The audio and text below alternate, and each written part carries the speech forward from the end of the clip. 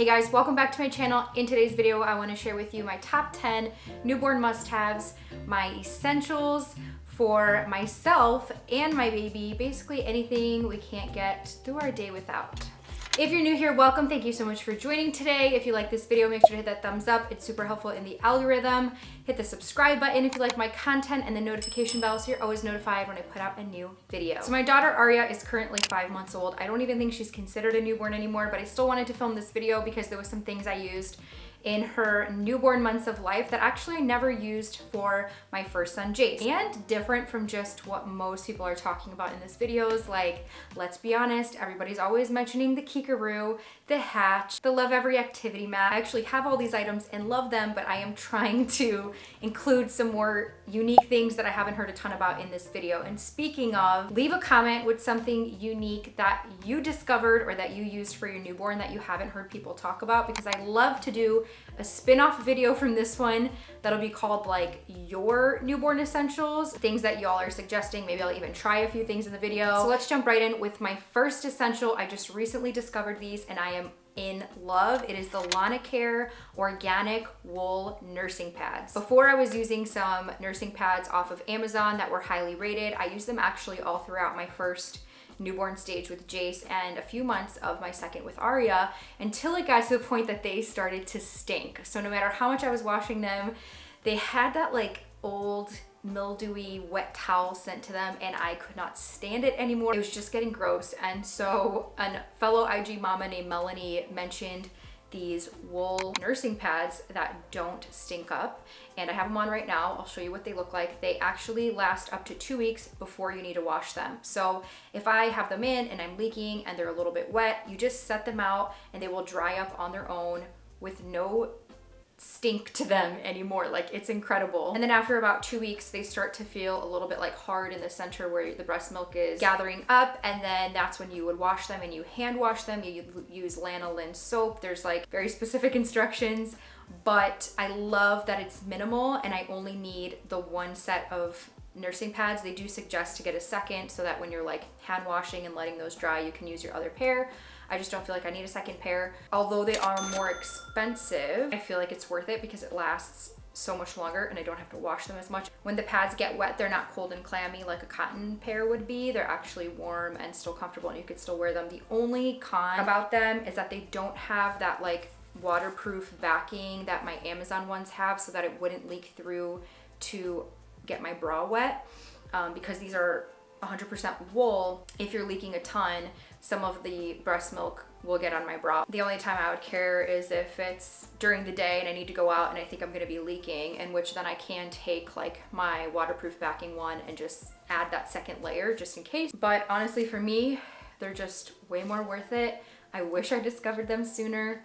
So try them out if you've been trying to find a less stinky option. Now, next on my list is my portable sound machine. I feel like I've talked your guys' ear off about this thing, but I really do love it. It's obviously an everyday essential, and most people talk about the hatch. I have the hatch, I love the hatch, but I really wanted to try something different for my second baby, mainly because I wanted something I can take with us on the go so that she can take naps in the car seat. This thing's great. It's on Amazon. It's affordable. It has 3 different sounds on it. We always just use white noise. It lasts 6 hours on a single charge, but it is rechargeable, and typically when we're using it at nighttime for her, it's plugged into the wall anyway, so it just keeps going and going. Anytime we're on the go, it's just short periods of time at a time, so it doesn't actually run out of battery. Next on my list is another affordable option, and it is the Nested Bean Sleep Sack.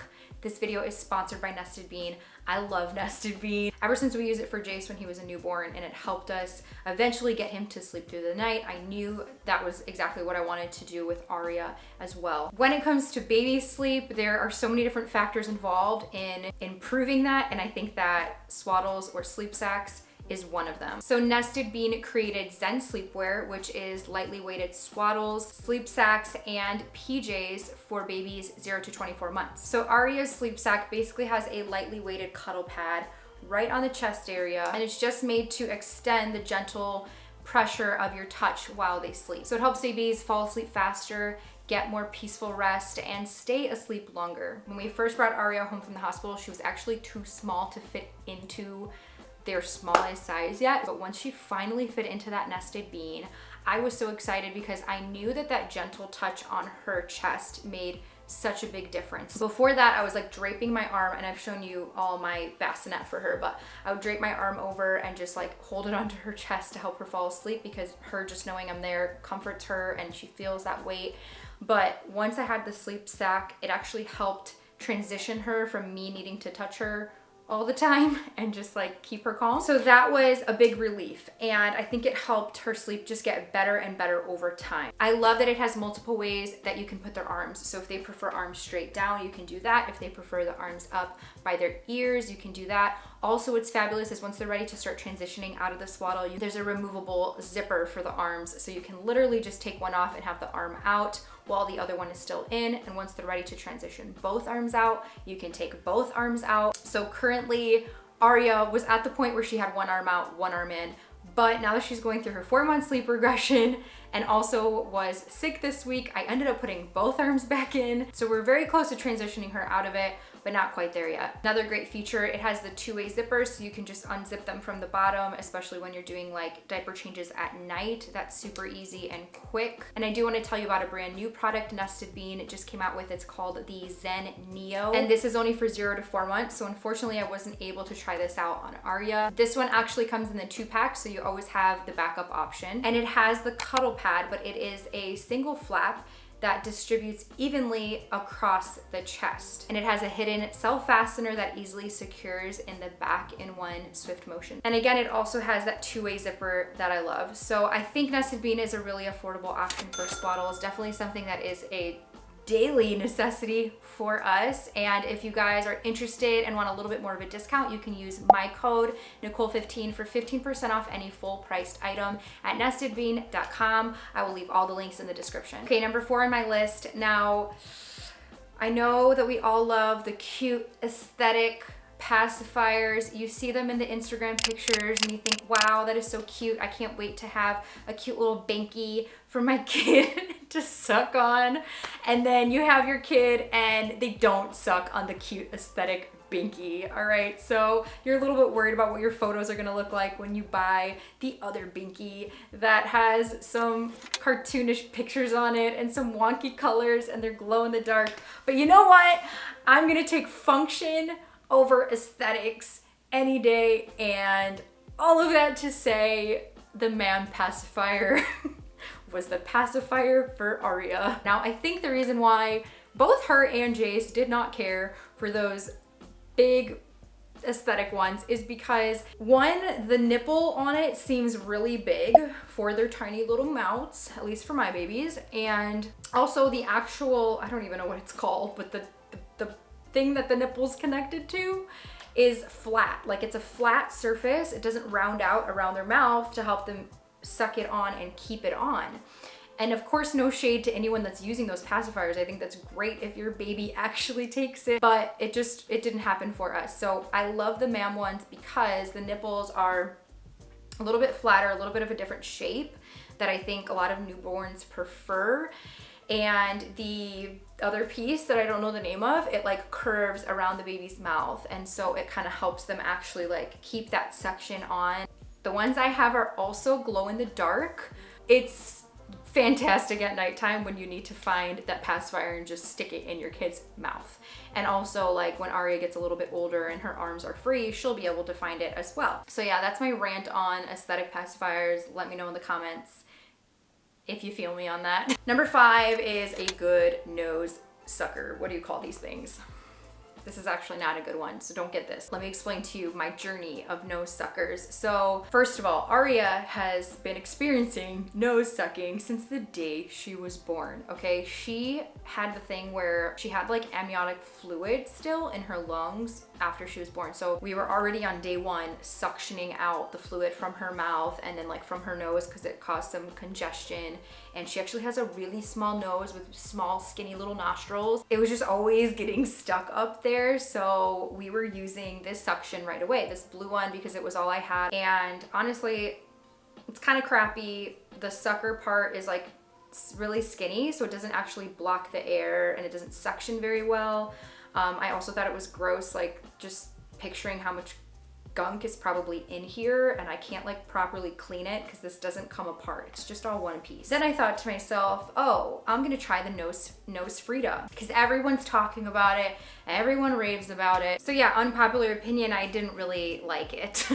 I just didn't feel like it was getting out substantially more than this was. And on top of that, it's the weirdest way to get boogers out of a nose. Like, I don't get why you would prefer to take a tube thing and put it in your mouth and suck out the boogers as opposed to this just manually sucking out. I just don't get why that would be any better. The whole thing is so weird to me. I just don't like the product. So anyway, I was like, I just want the suction, but I want a good suction. So I found this one on Amazon that was highly rated, and I love that the tip of it is actually wider so that it blocks the whole nose, so that it suctions way better than this and the nose Frida. Plus it's clear, so you can actually see like how much gunk is getting in there. And this is a removable piece, so you can properly wash this thing. Let me know what you guys think of the nose Frida. Am I the only one that hasn't liked it? I don't know. Number 6 is something that, I don't know, maybe it's a little obvious, but to be honest, I didn't really do this with Jace, and Arya like picked up on sleeping and napping even quicker than he did. So maybe this was part of what helped. I'm not sure, but I've mentioned before that I use a humidifier and heater in the room with her almost every time she's napping or sleeping at night. Again, the whole nose congestion thing, the humidifier is why we have that on for her so often, really just helping clear her airways and thus helping her sleep and nap better. And then the heater, because we have like actually behind the camera these huge balcony windows, it gets pretty cold and drafty in this room, and that makes a big difference. Like sometimes I forget to put it on and then her nap doesn't go very well, and I'm convinced that that is why. So if you're having trouble with your newborn sleeping, maybe that's something you want to try. Of course, monitor the heat, make sure it doesn't get too hot. Number 7 is going to be something that everyone I feel like talks about at this point, and it is the Haka, but I had to put on my list because I really do love the Haka and truly used it pretty much every single day the first like 3-4 months postpartum, and was just collecting milk constantly at every feeding. I didn't even do any extra pumping to get milk because all of the supply I was building was literally coming from the Haka. I also at one point mentioned the Ladybug product that they have and wanted to give you guys a little follow-up on that because I had some confusion between the two products. I thought that the Ladybug was gonna work the same way that the actual like Haka suction one does, but they are actually meant for two completely different purposes. So if you feel confused about this or are wondering about this, I'm here to clarify. So the Haka is created to actually suction and pull out like a stream of milk as you have letdown happening on one side and your baby is breastfeeding on the other side. The Ladybugs are meant to keep on as you have, well, I guess I don't even know if letdown would be the word, more like as you have leaking like throughout the day. So if you're someone who just like produces a lot and you kind of just like leak into your bra, and instead of wasting that breast milk, you want to save it, like save every last drop you can, then you can put those in your bra throughout the day and just collect anything that kind of falls out. It's not gonna be a lot in the way that the suction collects a lot. It's not going to suck it out. I hope this, wow, I've never said suck so much in my life than throughout this video. I hope my whole explanation makes sense. I feel like I just explained that with like serious mom brain. I just thought I'd explain the difference between the two. Number 8 is what I use once I collect the milk, where I'm storing it. I love a whole different system. It is called the kiinde, I'm not sure how to pronounce it, twist system. This is a good minimal option because it uses less stuff and takes less steps. So after I collect my milk in my Haka, I take that milk, I put it in my twist milk storage bag, freeze that. When I'm ready to use it, I take it out of the freezer, I defrost it in their warmer, and then it actually screws right into a plastic bottle, if you will. You stick the nipple on, and so I don't have to transfer it out of that bag ever. It's not going into another bottle. It's staying in the bag. So because it eliminates milk transfers, it is preventing loss of milk and exposure of milk to germs. So I love that. I love that I don't have to then put it in a bottle and then wash that bottle after, right? Like, it's already going into the bag. So it's fantastic that she could just drink it right out of the bag. It's also compatible with all nipples and all major pump brands. It eliminates washing, as I mentioned, sterilizing, milk transfers, and clutter. Oh, I love this system. Number 9 is, okay, it's my Gathre Stars mat. So this is an activity mat, but I already had it because Gathre had sent it to me. So I started to use this more often than the Love Every Activity mat, which we do have, and I do love. I think it's a great product. The reason I like the Gathre now, and I never did this for Jace, but I'm doing it for Aria, is because of its thickness.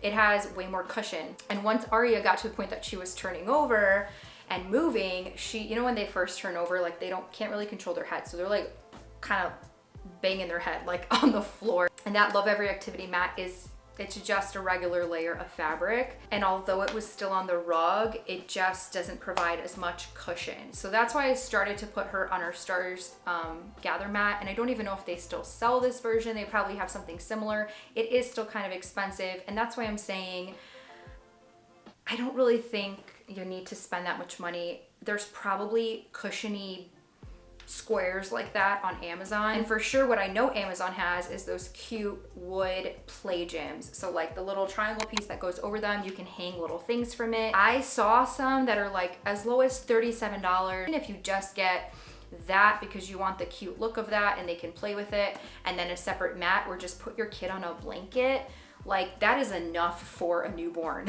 Like that's all they do is just lay there all day and play with the dangly stuff. So you don't need something that's that fancy, to be honest. Yeah, if you're on a budget, there's more cost-friendly options out there that are both cute and cushiony. Number 10, last but not least on my list, is the mamaroo rocker. This can be another expensive one.